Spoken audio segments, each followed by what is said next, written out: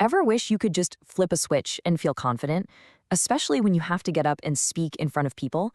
Well, today's explainer is all about that. We're going to cover the practical, actionable choices you can make to project confidence, even when your nerves are going crazy. Okay, let's dive in. So, we're going to build this whole thing around one single powerful idea from speaker coach Montana von Fliss. I want you to think of yourself not just as a presenter, but as the captain, and you're responsible for guiding your audience on a journey. How you show up right at the beginning, well, that determines everything. To really get what it means to be the captain, let's use a little analogy. Just picture this. You're about to go on a boat trip. You've got your bags, you're excited, you step on board, and then the captain comes out to greet everyone. Now, this can go one of two ways. First, you've got captain number one who kind of shuffles out and goes, "Hi, my name is Montana. I'll be your captain for this journey." And then lets out this huge nervous sigh. Or you've got captain number two, who walks out and says with a clear, steady voice, "Hi, my name is Montana. I'll be your captain for this journey. Let's have a great trip. So, which boat are you staying on?" Yeah, the choice is pretty obvious, right? So what was the real difference there? It wasn't just some vague feeling of confidence. No, it came down to specific, tangible things: the volume of their voice, the words they chose, and their body language. But here's the secret. The person playing the confident captain didn't actually feel any more confident. They just made different physical and vocal choices.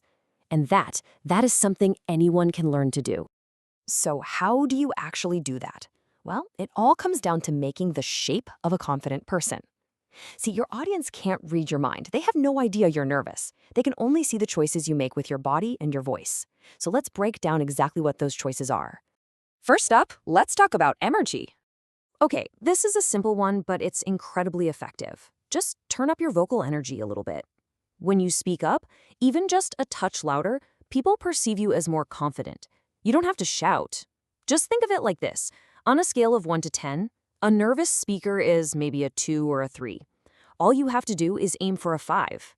It just sounds prepared, positive, and in control. Second, it's all about controlling your pace.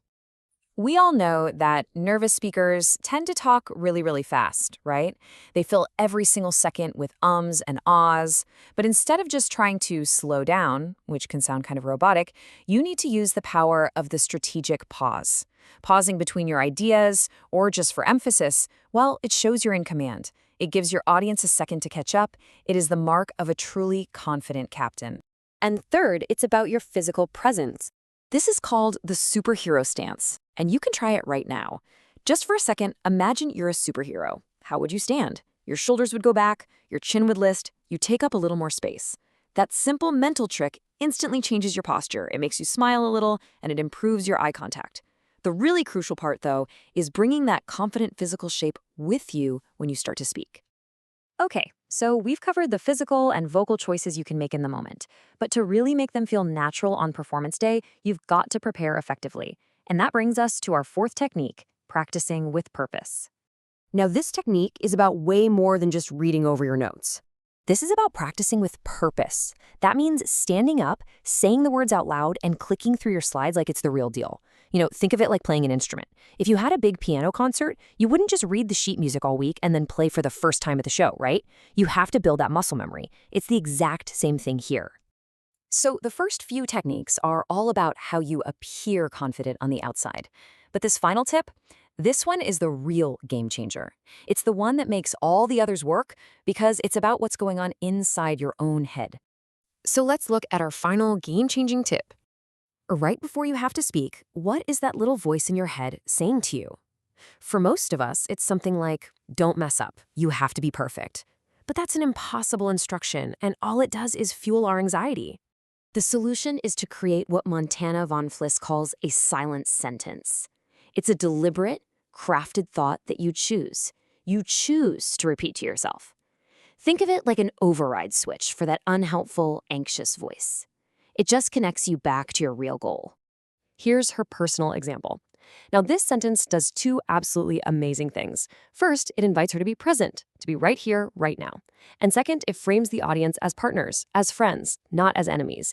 It shifts the focus from, "Oh, I hope they like me," to "I want to help them." It turns a performance into an act of service. So, how do you find your own?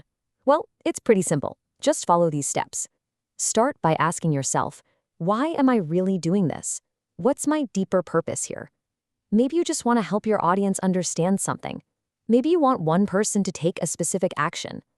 Write that down, craft it into a sentence, and then, and this is key, practice it just as much as you practice the words you're going to say out loud. So, we've navigated through the physical techniques, the importance of practice, and the power of mindset. Let's bring it all together with a final captain's checklist.